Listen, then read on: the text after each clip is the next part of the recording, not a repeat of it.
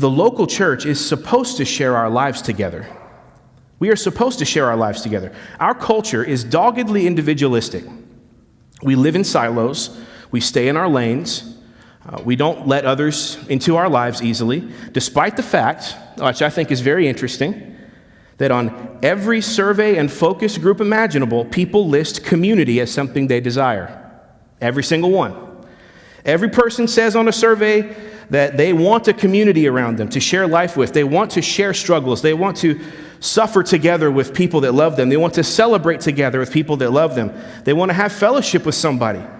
We say we want it on paper, and then when it actually comes time in life to do it, we say things like we're busy, or we just don't have the time, or I'm not really comfortable with this. I want you to imagine a hypothetical situation where Peter and John did what they did. They represented Christ.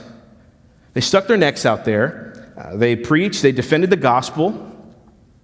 They were threatened by leadership, but they had no one to come back to.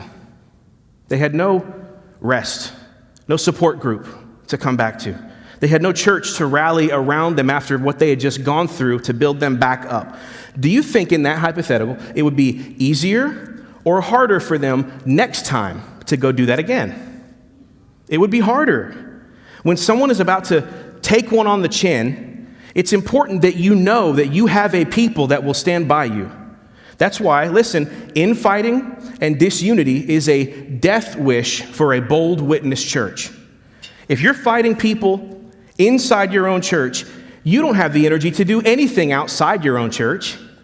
You're certainly not going to come back in your weakened state after having duked it out in the world and come back and bear your vulnerabilities to people that you think are going to tear you down. It's not going to happen.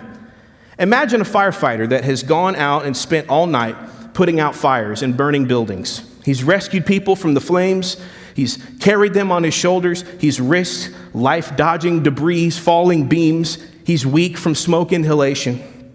And he comes back to the fire station. What kind of environment would be best for him to return to at the fire station? Whatever answer that you would give right there, that's the kind of church Kirby Woods needs to be. Because Peter and John went out in boldness. They came back. In verse 24, it says, the people immediately lifted their voices to God. They prayed. They praised. Verse 29 says, and then what did they do? They asked for more boldness for themselves. They were filled with the Spirit. They continued to speak with boldness. Sharing in the battle together cultivates more boldness in us all. Supporting Peter and John, yes, but also saying, Lord, let us participate in what they're doing. We want to get into the fight too. We don't want to be bench sitters.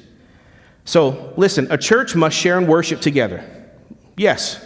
A church must share in fellowship together. We got lunch right after this. I hope y'all fellowship. We need to. It's good. But the church must also share in the battle together to get the full blessing of God's unity in our church. Yes, our belief in a common gospel will bind us together. Yes, fellowship across multi-generational lines will bind us together. But often the missing piece that keeps the church from experiencing the fullness of unity is when we fail to serve and build and fight together.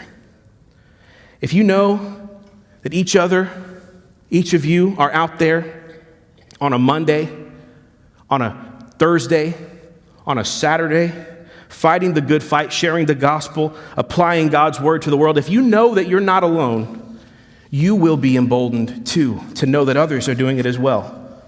If within the context of our own unique spiritual gifts and abilities, we're all engaging somehow, if we're not a consumer church, if we're not a watch the performance church, if we're not a pay for the show church, if we're not a outsource your responsibilities church, we will be emboldened together because we're all in this together.